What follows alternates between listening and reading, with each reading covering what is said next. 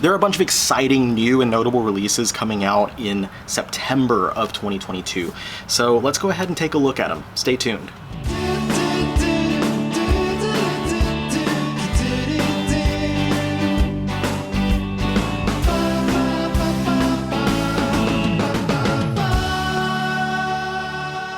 It is hard to believe that we're already in September. We're in the fall of the year. 2022 is almost done. 2023 is going to be here soon. Absolutely crazy to me, but nonetheless, we've got some manga to talk about, and there's not nearly as much this month as there was last month. I think last month was the biggest since I started doing these videos, but still a bunch of cool things coming out that I want to talk about. Before I go and do that, of course, I like to clarify a few things every single month. First off, I want to clarify, what do I mean when I say notable new releases? These videos are not for me to talk about what I'm most excited about. They are for me to talk about things so that you don't miss anything that's coming out. There are so many new releases, it's easy for something to just fly under your radar. And I'm talking about notable things like new series, new volume 1s, new single volume releases, maybe some final volume releases, box sets, special editions, stuff like that. That's what I consider to be notable, and that's what I want y'all to know about, because every month when I do these, I wind up finding so many new things that I try out. Some of them not great, some of them I really enjoy. So that's why I do these videos. Also, I want to note about delays and early releases. These are just facts of life. They happen. Some of the things I'm talking about in this video will undoubtedly get delayed, maybe later in the month or maybe into the next month. I made the notes for this video a couple weeks ago, and most of the things from the first 3 weeks got pushed either into the 27th, the final week of the month, or into October or later. So it just happens. And you will find a lot of these books earlier than their official release dates. I'm giving you the official release date, but a lot of things from the first, second, and even some from the third week of the month are already available to order online at places like Right Stuff, or to buy in stores like your local Barnes & Noble, Books A Million, etc. And then one last thing, if you watch this video and you try anything out that you otherwise probably wouldn't have picked up, please go ahead and follow me on Twitter at OmniCollector and tag me when you get the book, and tag the publisher as well. It goes a long way to make sure the publishers know that I'm putting the word out for the stuff that they're putting out there. Anyway, thank you so much for listening to the little preamble. Let's go ahead and get into the first week of the month, and we're starting off with a book that I already have on hand, which is Shangri-La Frontier. Shangri-La Frontier is from Kodansha. This is a new release that they're doing in the oversized format, so it's a little bit larger, and it is about a kid who loves playing video games. I've already read the first volume, by the way. He loves playing video games. He likes finding games that are supposed to be bad and just beating them completely, 100%ing them, just beating the crap out of the game, basically. And so he's doing that with all these different games. But then he finds this popular game called Shangri-La Frontier. And Shangri-La Frontier is this big, RPG game. And so he decides to start playing. He makes his character, which is, the character from the cover with the bird mask. It is a mask. And he starts playing the game. But he finds that this game might be quite a bit more challenging than what he's become used to with all these other crappy games that he's been playing.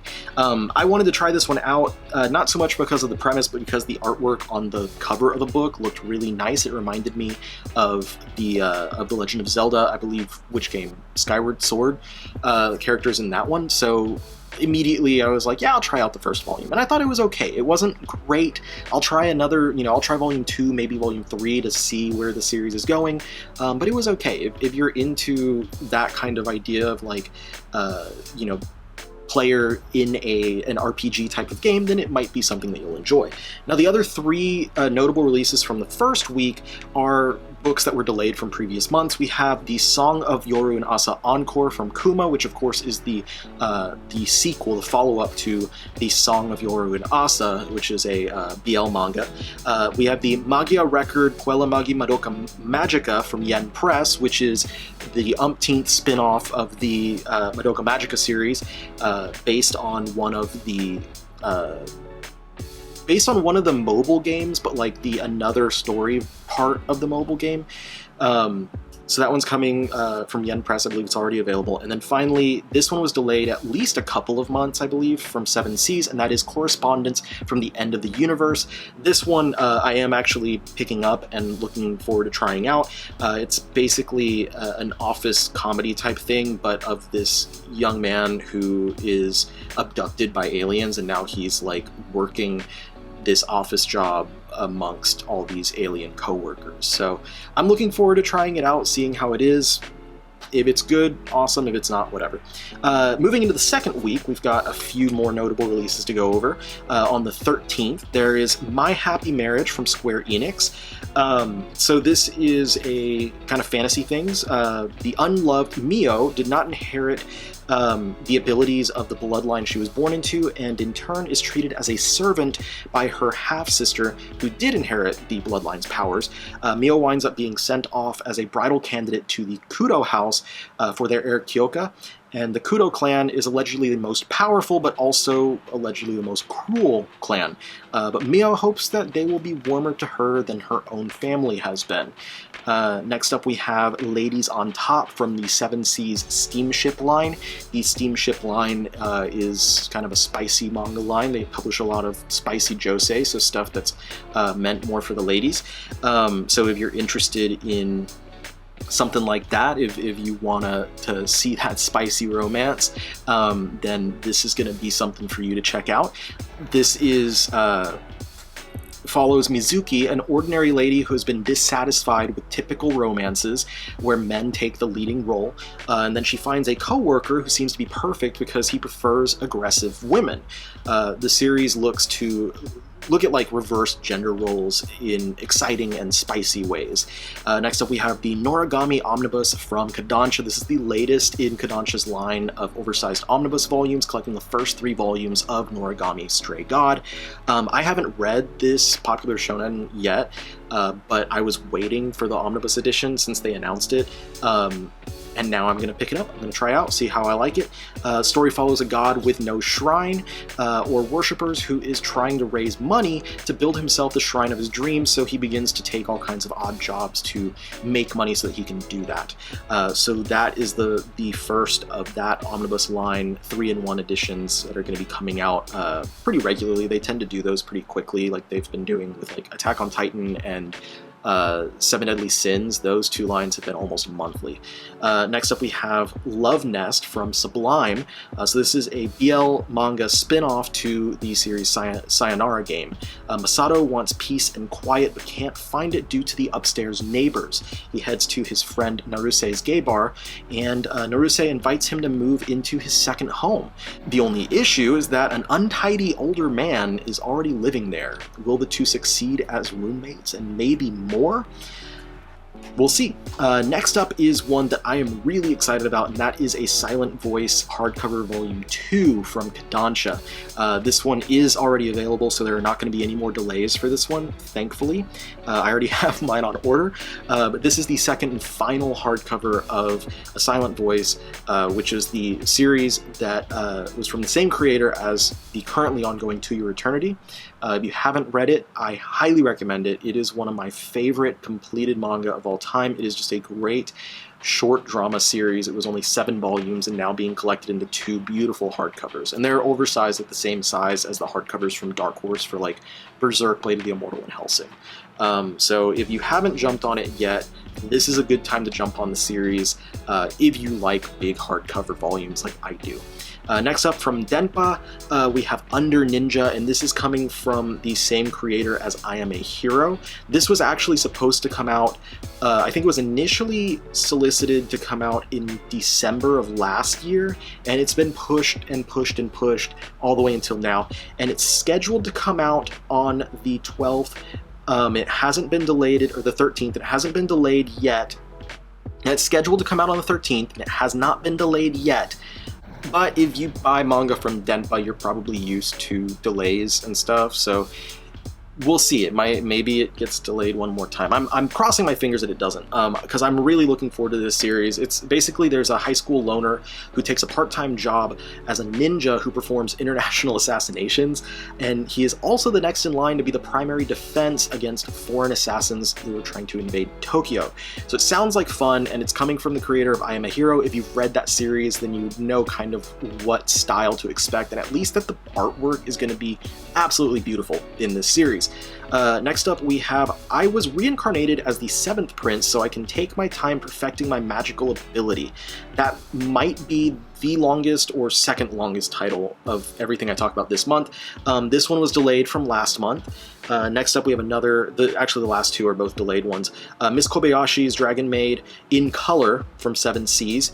This one was also delayed from last month, and then No Longer Heroine from Yen Press, delayed from last month. I believe all 3 of those, I know at least the latter 2, but I believe all 3 of them are currently available to be ordered on Right Stuff, so they might also be available at your local shops. So I say that to say no more delays. I have ordered No Longer Heroine, which is a new shoujo title about a girl who thinks that she is the main character of the story until she realizes that her crush is now starting to date someone else, and she realizes maybe she's not the main character after all. I'm going to try it out. It sounds kind of silly. She sounds like a brat, but I want to see how it goes. The others I wasn't really as interested in. Maybe I would have been interested in Miss Kobayashi's Dragon Maid in color if I already had started reading the Miss Kobayashi series, but I've never read any of it. So if y'all think that's something that I would enjoy, let me know in the comments of this video. Maybe I'll try out the series and have it in one of my future hauls. Next up on the 3rd week, the 20th, His Majesty the Demon King's Housekeeper from 7 Seas. This is a fantasy series about a fantasy romance series about a girl named Sakura who finds herself at a castle ruled by a demon king. But while wondrous, she's hardly able to breathe because of all the dust and dirt. The castle is apparently cursed to stay unclean, but Sakura takes it upon herself to become its new housekeeper. Sounds kind of interesting, a pretty interesting idea. Maybe not for me, but if I hear some good things about that one, then maybe I'll go for it. So next up we have Anti-Romance Special Edition from 7 Seas. This is a BL series about childhood friends who have lived together for 6 years. They're not dating, but they're definitely more than just friends.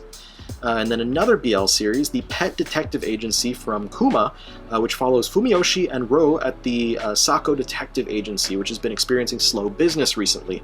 When they start getting business rather than unsolved mysteries, they're all cases for things like missing pets. Then we've got Sensei's Pious Lie Volume 4 from Kodansha, which is the final volume of this hard-hitting drama series about a high school teacher and her recent traumas that she has been experiencing. So if you've been holding off on picking this series up, this is the final volume. It is only 4 2-in-1 volumes. So you can pick up all 4 and get the whole series in one go. And then next is one that I am very much looking forward to having physically in my collection. I've been looking forward to it since back when I first read it digitally, when it hit the Shonen Jump app. And of course I'm talking about Tatsuki Fujimoto's Look Back. This is being published under the, I believe, the Viz Signature line. If not, then it's going to be a Shonen Jump title with an oversized trim. This is a one-shot story. It is a drama from Fujimoto, who of course is the creator of both Chainsaw Man and Fire Punch. It follows a pair of students whose love of manga brings them together. It is a fantastic and emotional short story that I highly recommend personally if you are wanting something that's really going to be a gut punch to you emotionally. And it also does well to show the broad range that Fujimoto has as a creator, not just doing ridiculous action stuff like he does with his more popular titles, but also doing really nice and subdued, hard-hitting dramas. Anyway, next up we have a few books that were delayed from previous months. Monotone Blue from 7 Seas, that is a single volume BL series. Josie the Tiger and the Fish from Yen Press, which is a single volume drama that had I think it's like a novel, a light novel, an anime film. It's had all kinds of different versions of this story, and now we're finally getting the manga, and it is currently available to purchase on Right Stuff if you order from them, so you should be able to find it pretty soon at your local Barnes & Noble or Books A Million. And then this is one that is highly anticipated but has also been often delayed, so hopefully it doesn't get delayed again. The Po Clan hardcover volume 2 by Moto Hagio. I personally wasn't a huge fan of the first volume, but I know a lot of people are looking forward to it, so I'm super excited that y'all finally get to have the second volume of this one. And then we get to the final week of the month, the 27th, which, as I mentioned prior, is a lot more stacked with new releases than the previous weeks were. So let's go ahead and jump on into it. First up, we get Miss Miyazen Would Love to Get Closer to You from Vertical. This is a 4-volume shonen school comedy romance where a pretty girl and a delinquent guy like each other but are oblivious to each other's feelings because they're unable to communicate with each other. I really like delinquent stories and stuff, so I might check this one out to see how it goes, and it's only 4 volumes, so not too bad. Shonen Note Boy Soprano from Kodansha. This is an 8-volume seinen manga about a boy who loves singing and has a unique talent to sing soprano, so with a very high voice. However, after joining the school choir, things get difficult when he begins to undergo puberty and his voice begins to change as well. So he has to undergo no longer being able to fill the role that he has become known for in his life. That one sounds like it would be a nice and emotional series. I'm definitely looking forward to trying out Shonen Note Boy Soprano. Next up, we have Lazy Dungeon Master from Seven Seas. Kira is a lazy guy who wants nothing more than to sleep and is pulled into a fantasy dungeon that he must protect. His only guide is the personification of the dungeon core Rokuko. Unfortunately, Rokuko isn't very helpful herself, so Kira will have to do everything himself. I don't know if that one's going to be for me personally, but I'm sure it's for someone. On or Off from Tokyo Pop. This is I believe a single-volume BL manhwa about friends who have formed a startup company together and have landed a meeting with a huge corporation where Yi Young meets the handsome Kang Dae-hyung, and I'm sorry if I mispronounced those names, I try, who is just his type. Yi Young now must figure out how to succeed both professionally and romantically. Next up, we have Afro Samurai from Titan Manga. Now, that's a familiar name to many people, and a lot of people are going to be really excited about this because it is a reprint of the Afro Samurai manga that was previously printed like more than a decade ago, probably more than 15 years ago, because I think I was in high school when this came out. It was printed back by Seven Seas. I think it was one of their earlier releases. And as far as manga based on anime go, this one's pretty good. I remember it has been a long time since I've read it, but it has good artwork. I remember it being pretty entertaining. It is a 2-volume series. I think that they are reprinting it again as 2 volumes. I would have really loved for Titan to re-release it as a single volume release. Maybe I'm wrong. Maybe it is just a single volume and I'm just, losing my mind. But as far as I can tell, the only thing different about this release from Titan Manga is the cover. I think the interior, there's nothing extra that they've mentioned. I think it's just the new cover. I could be wrong, but that's what I've found. Next up from Yen Press, we have the Infernal Devices Complete Trilogy. This is the manga or manhwa adaptation of the Mortal Instruments prequel, all in 1 volume. A young girl discovers the supernatural underground of Victorian London and finds herself caught in an intrigue that might threaten her newly found friends. I've never read or seen anything to do with the Mortal Instruments, so I don't know anything about this book, but I'm sure that there are a lot of Mortal Instruments fans who are really excited about this one, and I'm happy that it's coming out for y'all who are excited for it. But this next one is one of my most anticipated releases, not just of this month, but of the entire rest of the year. And it is also why I decided to wear this specific shirt for making this video, and that is Thus Spoke Rohan Kishibe from Viz Media. And I'm such a huge fan of JoJo's Bizarre Adventure. I gush about it any chance that I get. I've been following the franchise since 2005, when the first volume of Stardust Crusaders hit shelves in the US. I fell in love with it instantly, and the amount of just acclaim And the amount of attention that it's gotten since then in the US has been so amazing. I'm so glad that it has become more mainstream so that we can get these official releases. And what nice releases they are. Like, seriously, great hardcover releases. And I know that they're coming out pretty slow, but way faster than those paperbacks did, I assure you. I'm just grateful for everything that we get, and the fact that we're getting the Spoke Rohan Kishibe in English in beautiful hardcover volumes that are going to match the hardcovers of the rest of JoJo's Bizarre Adventure on your shelf. That is something that I am so excited for. And these stories are great. If you are a fan of Rohan Kishibe, these are fun little side stories that follow him doing things outside of the main story from Diamond is Unbreakable. Some of the stories were adapted into anime that's available to watch on Netflix. They're pretty decent. I watched them last year or something like that. I had a good time. If you're, having JoJo withdrawal, like many of us tend to do, especially right now between parts, then it's a good thing to check out if you haven't yet. And by the way, if you haven't yet picked it up and you are hankering for some extra JoJo stuff, something that is officially available in English is the Rohan at the Louvre story. It is a single volume that follows Rohan on another solo adventure. This was released long time ago in English, so it's been available since, I think, before even the English release of Stardust Crusaders concluded back with the paperbacks. Alright, so enough about Rohan Kishibe. You can tell that I'm super excited. Alright, next up we have a Chinese fantasy, The Dragon King's Daughter from Seven Seas. This is based on Chinese folk tales. These 5 stories all highlight the relationships between humans and non-humans, fantastical or otherwise. That sounds pretty cool to me. Then we get The Seventh Time Loop. The villainess enjoys a carefree life married to her worst enemy from Seven Seas. That one either that one or the other one that I mentioned earlier is the longest title from this month. This one's a reincarnation story about a woman who dies every time she turns 20 and is brought back to the day that she got dumped. In her latest life, she receives a marriage proposal, but it's from a crown prince who was a knight who killed her in her previous life.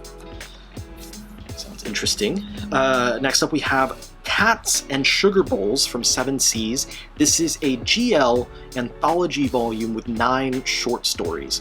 So we don't get a lot of GL manga in English, especially not compared to how much BL we tend to get. So seeing something like this is pretty neat. Then we get, this is one that I'm really looking forward to. This sounds really fun, really cute. I'm glad that it's getting released in English. That is Dinosaur Sanctuary from Seven Seas.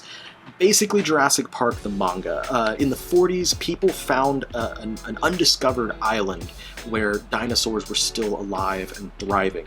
And so through genetic manipulation, they have increased the population of dinosaurs worldwide, which has led towards these reserves to be opened. However, now interest in dinosaurs has waned so much that many of these reserves are going out of business, but the series follows a rookie dino keeper who is intent on saving Dino Land from extinction. Sounds like a lot of fun. I really love the artwork that we can see from the cover. I can't wait to pick this one up. And then finally we have 2 delayed releases, Skygrazer from Vertical, which was delayed from last month, and Crossplay Love Otaku Punk from Seven Seas, also delayed from last month. Skygrazer is a single volume kind of, I think, like mystery type series about this building that people live in and the weird stuff that happened within it. And then Crossplay is kind of a situational mix-up BL type series about a guy who has a crush on a girl that works at a cafe, but the only way that he can build up the nerve to actually talk to her is by him dressing up as a girl himself. But little does he know that the girl at the cafe is actually another guy who is dressing as a girl, because the only way that he can build up the nerve to speak to customers and stuff is if he dresses as a girl. Neither of them know that they both go to school with each other. So funny hijinks and stuff like that. Anyway, that's everything for the month of September. So a pretty good lot of stuff, a lot of things that I'm really excited about. Of course, I gushed on and on about JoJo's Bizarre Adventure, so I'd say Rohan is probably my #1 most anticipated for the month. But but also a lot of new things that I wasn't originally planning on picking up before I did my, research and stuff for this video. Like, one of them that I'm really excited about is Shonen Note Boy Soprano. I had no intent of picking that one up. I'm excited for people to get the Afro Samurai manga finally, because so many people have spent a long time wanting to get that one, and it was out of print and unavailable for so long. Of course, Dinosaur Sanctuary that I talked about just a minute ago is hugely exciting. It looks really good. I'm hoping that it's as good as it's as good as I perceive it to be. The ending of Sensei's Pious Lie, the second hardcover for A Silent Voice, Look Back by Tatsuki Fujimoto. So there's a good amount of really awesome stuff that's coming out throughout the rest of the month. So let me know what you are the most excited about, whether it's something I talked about here or something that I didn't talk about. Mention it down in the comments below. I want to know what y'all are looking at picking up for the rest of the month. And of course, as always, thank you so much for spending time with me and watching this video. I hope that it's helpful, and I really do hope that I can help y'all find some new things that you may otherwise have missed out on, because that's the entire goal of me making these videos. And now, at the end of the video here, just a brief mention of kind of state of the channel, because I've been kind of MIA for a little while. I literally have not made a video since my August Manga Buyer's Guide, so that's atypical, taking 3+ weeks off from making videos.